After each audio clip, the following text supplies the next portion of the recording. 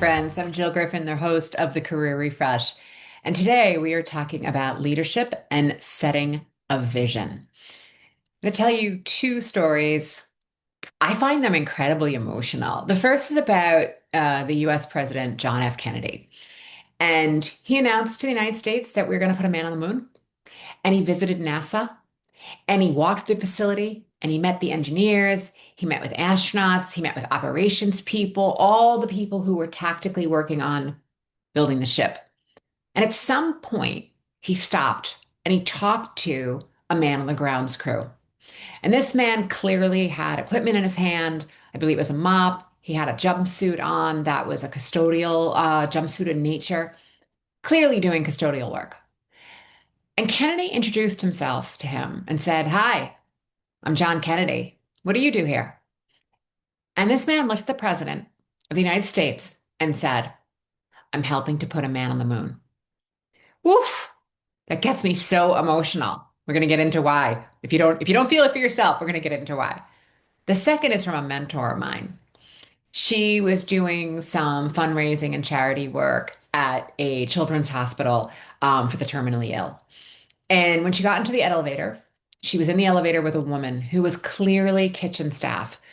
She had a hairnet, she had a food cart, she was delivering meals to the floor they were getting off on. And my mentor said to her, "And what do you do here?" And the woman said, "I'm helping cure cancer." Two different people, two different roles. Each had a crystal clear mission. Why? Because they had a clear vision.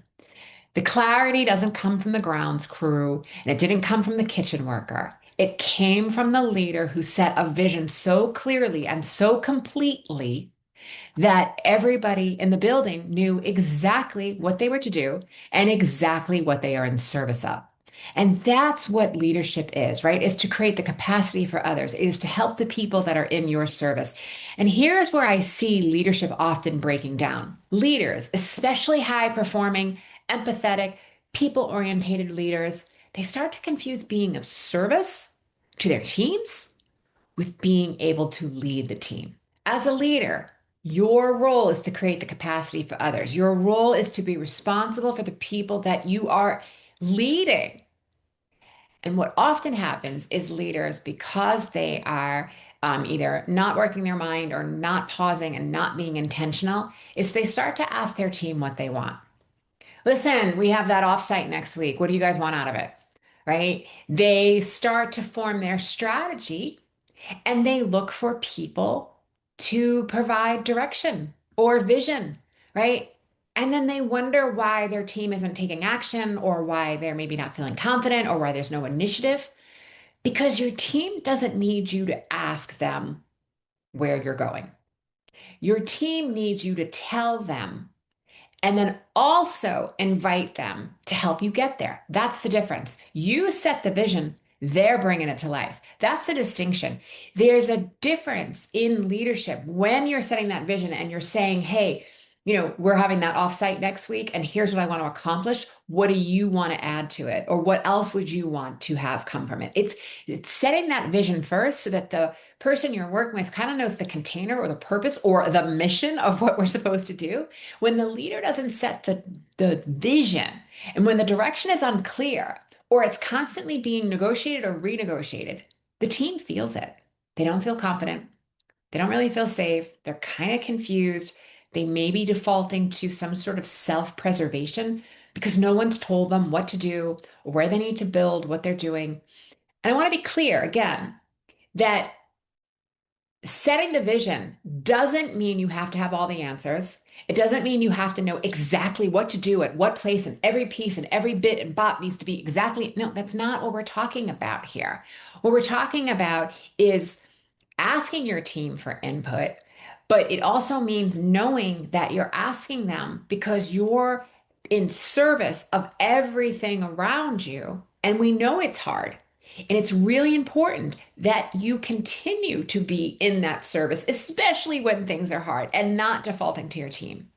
Maybe you've lost people to reorgs or layoffs. Maybe your organization is taking a little bit of a pivot and going in a different direction. Maybe budgets are coming down fast and furious, and they're throwing money because they're saying let's raise revenue quickly, let's get product into the market. So it doesn't always mean it's a downturn. It could also be a good thing that's happening, but it's still confusing, and the velocity of business and the speed of the work is creating confusion.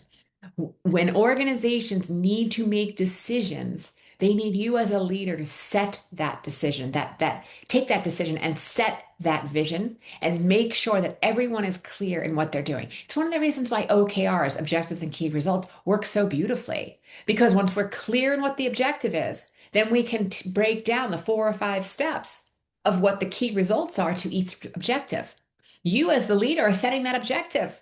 Your team is setting the key results. They're saying, okay, well, if we need to increase sales, here are the 5 things that we need to do. If we need to get that product shipped within 2 months, here are the 10 things we need to consider. That's where you're working with them, but you're not defaulting to them. We're not offshoring your brain to your team. You're setting the vision, and then you're inviting your team's excellence. You're giving them agency. You're having them weigh in on it. Because this is when your team is going to be looking at you the most. They're not asking for perfection, they're asking for direction.